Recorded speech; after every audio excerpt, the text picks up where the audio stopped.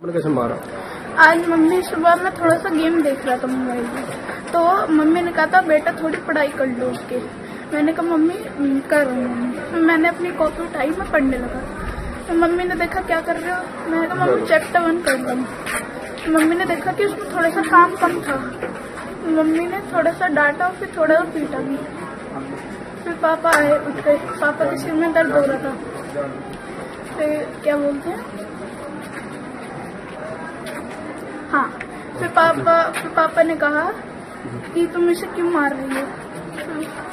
फिर मम्मी ने रैपेट मारा। फिर मम्मी ने कहा मैं इसे समझा रही हूँ, इसे समझाना पड़ेगा। किसके रैपेट मारा आपको?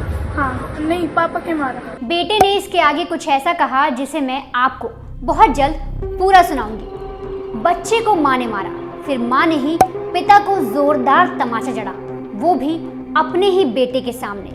घर पर हुआ ये मामूली सा झगड़ा आज मैं आपको क्यों सुना रही हूँ, तो बात है ही ऐसी, क्योंकि जुर्म की दस्तक इस बच्चे के गाल पर पड़े एक थप्पड़ से शुरू हुई और फिर पूरे नेशनल मीडिया में छा गई। किसके रैपेट मारा आपको? हाँ, नहीं, पापा के मारा। फिर पापा आए, पापा ने मम्मी का थोड़ा मारा पीछे से, मम्मी का खून निकल गया बहुत सारा। और चाकू से? और चाकू से मम्मी का गला और मुंह काट दिया दोनों, और हथौड़े से दांत तोड़ दिए आपके सामने? हाँ। फिर पापा ने 3-4 बार और मारा। मैं कहता पापा प्लीज छोड़ दो मम्मी को। कहते चुप रह, मैं तुझे कुछ नहीं करूँगा। अब बाप था तो बेटे को उसने कहा तू पीछे हट जा, मैं तुझे कुछ नहीं करूँगा।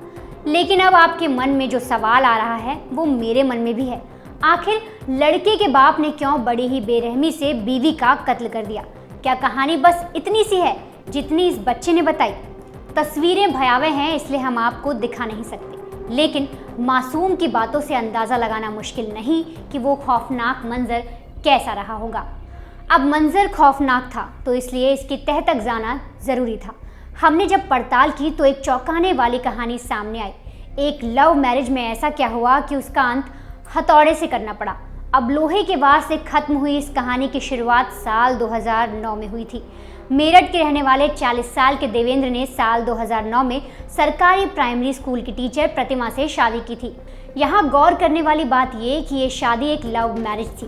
देवेंद्र के पिता वकील थे और देवेंद्र खुद एक सेल्समैन का काम करता था, लेकिन फिर भी प्रतिमा से उसकी नज़दीकियाँ बढ़ी और प्यार का रंग शादी के लाल जोड़े तक पहुँच गया। तो अब जब घर बढ़िया था तो सब बढ़िया चल रहा था। दोनों की नौकरी से घर पर पैसों की कमी कभी महसूस नहीं होती।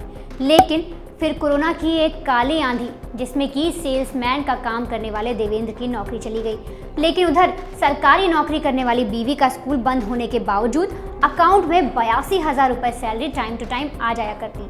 और घर के मर्द और पति देवेंद्र नौकरी और पैसों के लिए अक्सर अपनी बीवी के आगे हाथ फैलाता।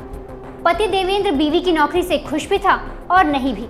देवेंद्र अक्सर कहता, मुझे क्या करना, जिसकी पत्नी की 82,000 रुपये की सैलरी हो उसका पति क्या नौकरी करेगा। बस इस एक बात ने पत्नी प्रतिमा को अंदर ही अंदर देवेंद्र के लिए गुस्सा भर दिया। प्रतिमा पति देवेंद्र पर नौकरी का दबाव बनाती। वो बार बार कहती कि आखिर आप क्यों एक अच्छी नौकरी की तलाश नहीं कर पा रहे। वो उसे मोटिवेट करने के लिए सैलरी के लिए ताने भी मारा करती। इतना सब भी नहीं, प्रतिमा देवेंद्र को इमोशनल करने के लिए कहती देवेंद्र ने उसकी जिंदगी नरक बना दी है, लेकिन देवेंद्र के कानों पर जू तक नहीं रेंगती। कई बार देवेंद्र शराब पीकर सो जाता तो प्रतिमा गाली गलौज के साथ उसे थप्पड़ तक मार देती।